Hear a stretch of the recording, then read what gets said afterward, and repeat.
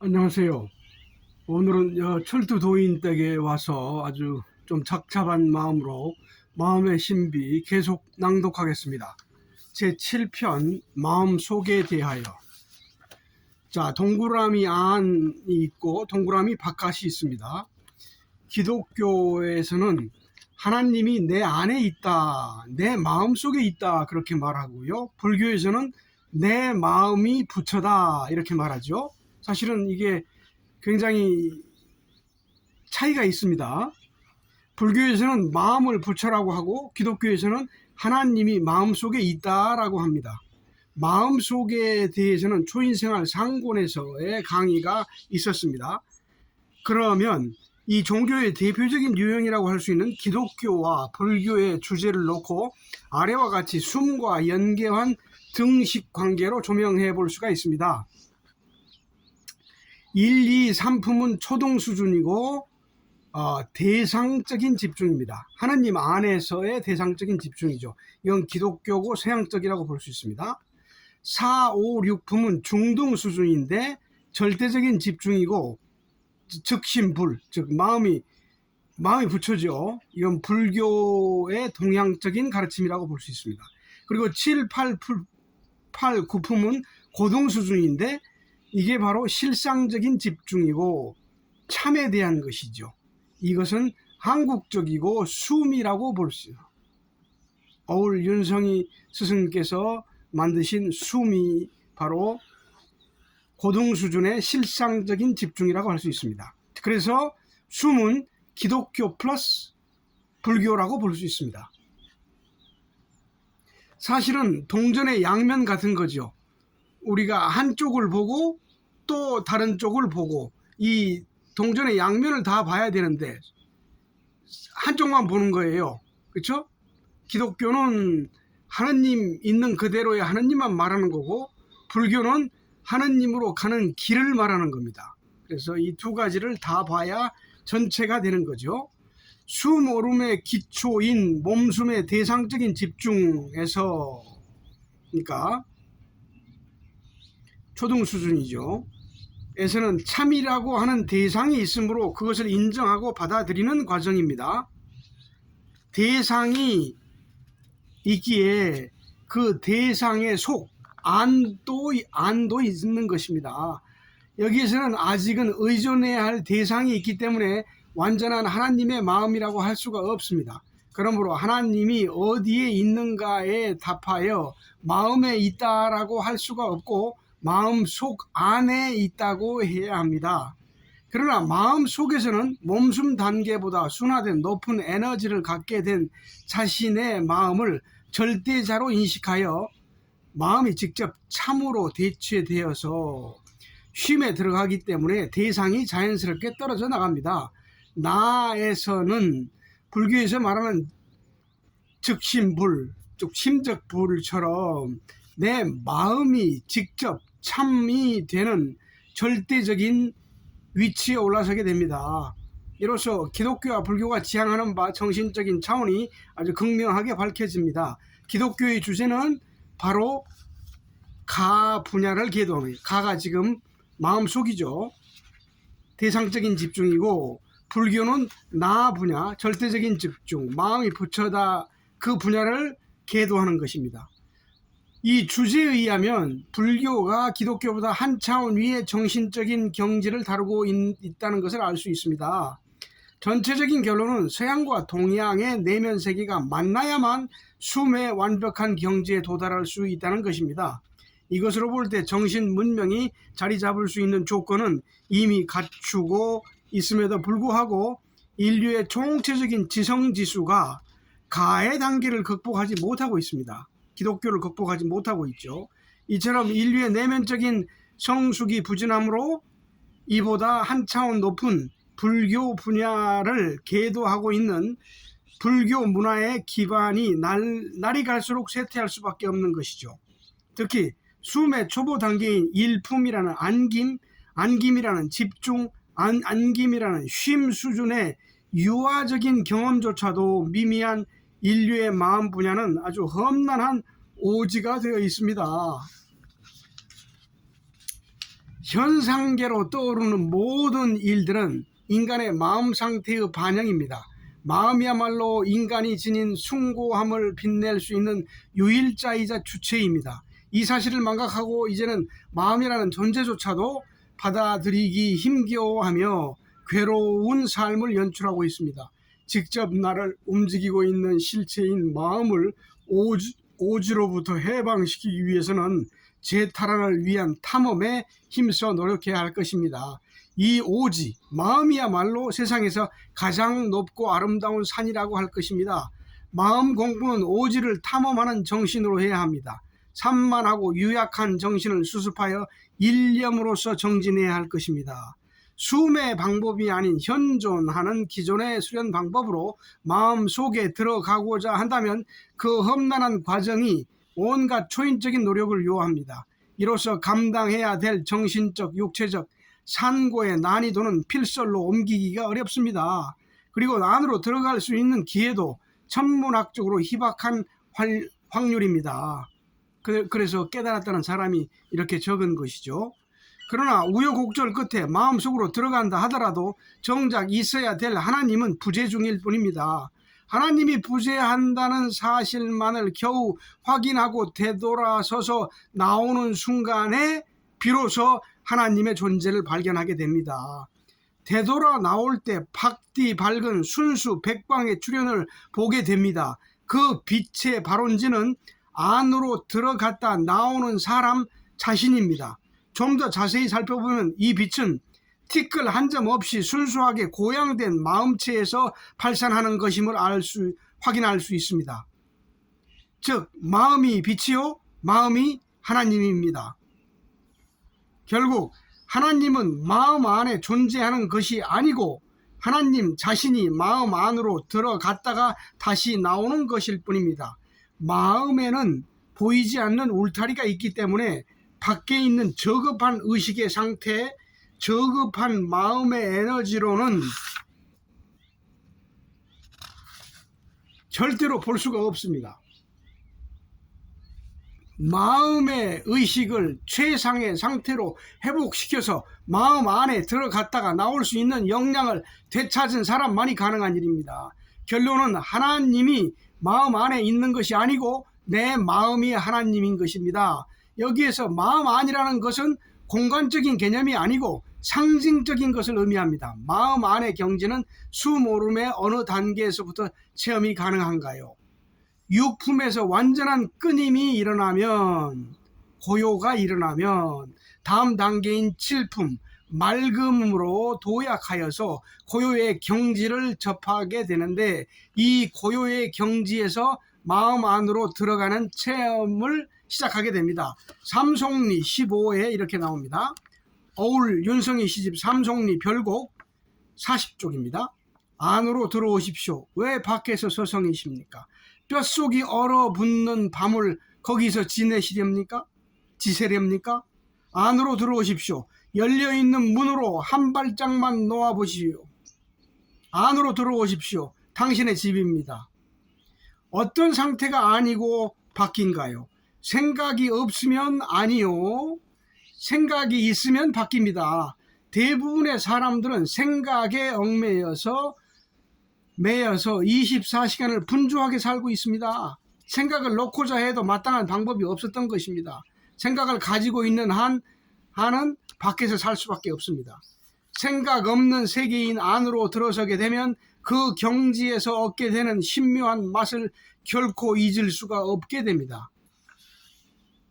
그래서 여기를 천국이라고도 합니다.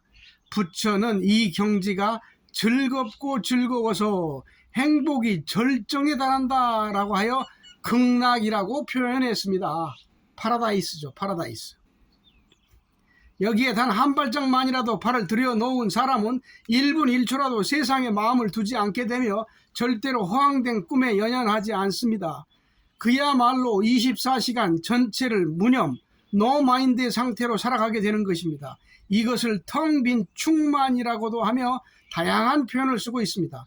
라즈니시가 강론했던 텅 빈 충만 이해에는 이 영역에 대한 묘사에 있어서 사실성이 결여되어 있습니다. 금세기 최고의 명상가로 칭송을 받았던 라즈니시 오쇼는 물리적인 실제적인 깨달음이 아닌 심리적인 깨달음의 상태를 하나님이라고 했습니다. 다석 유영모 할아버지도 마찬가지입니다.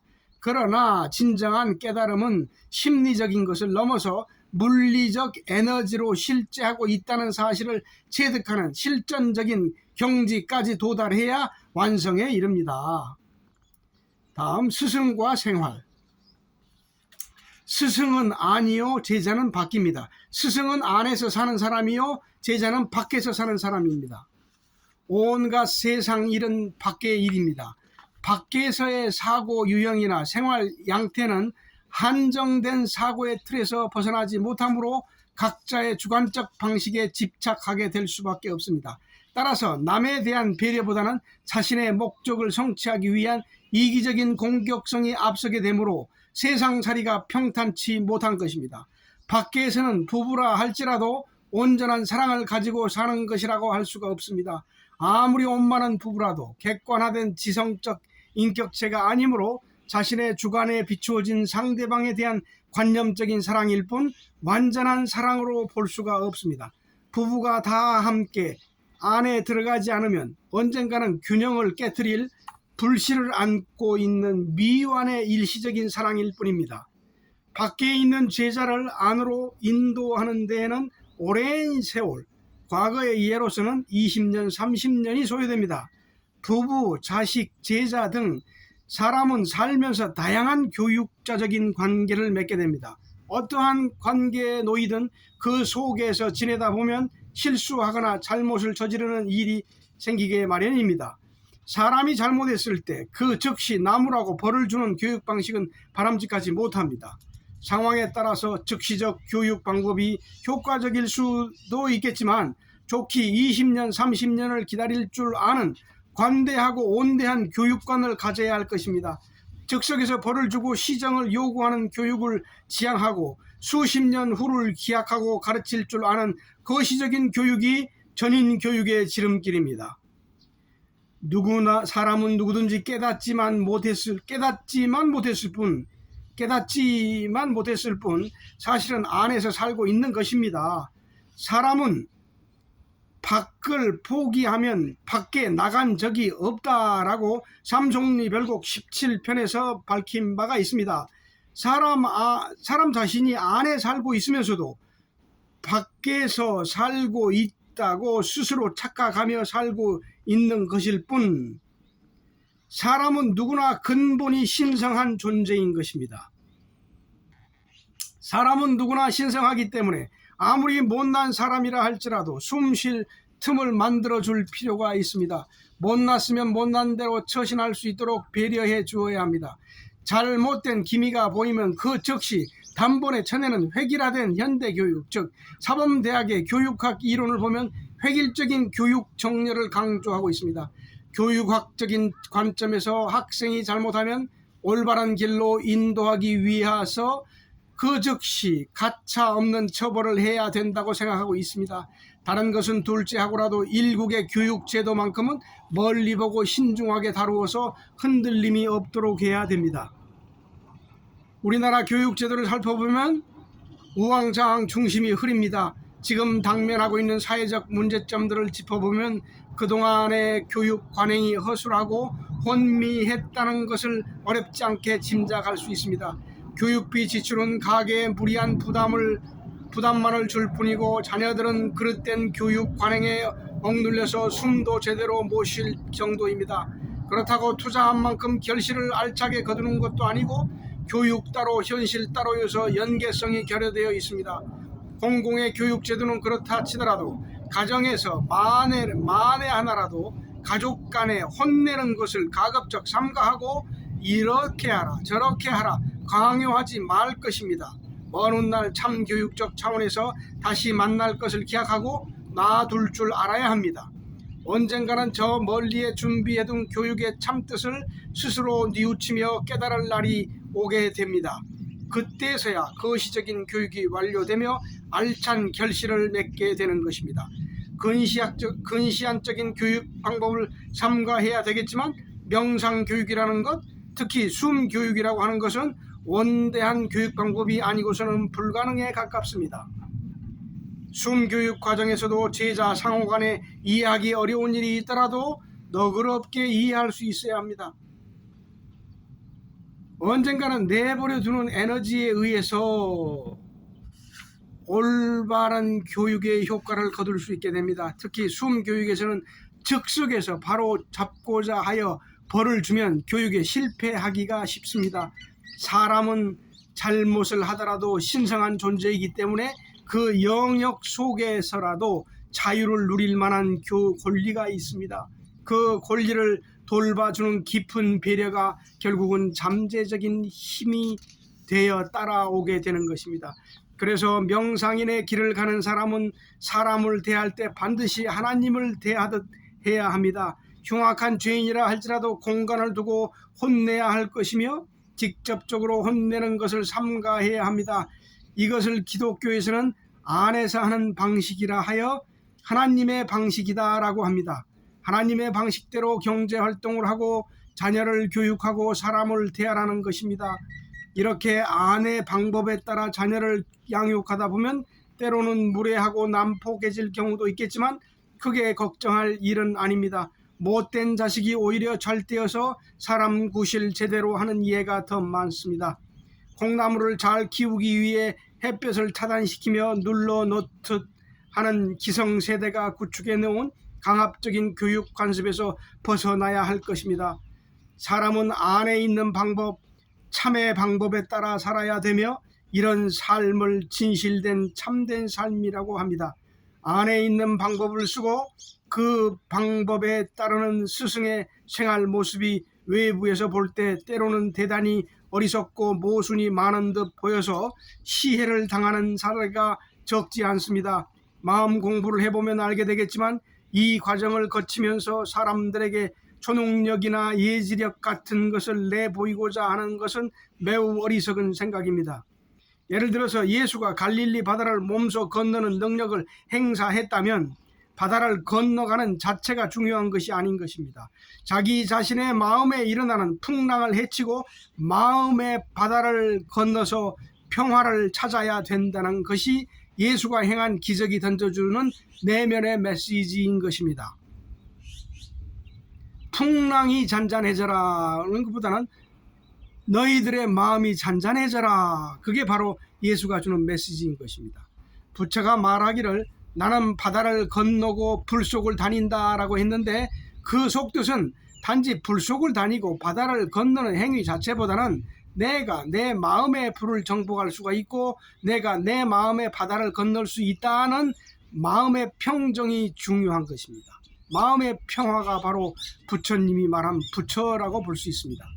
따라서 요가나 기공사처럼 초능력을 연마해서 능력을 쓰는 것이 중요한 것이 아닌 것입니다. 자기 자신의 마음의 풍랑을 가라앉힐 수 있는 흔들림 없는 마음을 갖는 것이 인생의 유일한 목적으로 삼아야 할 것입니다. 대단히 감사합니다.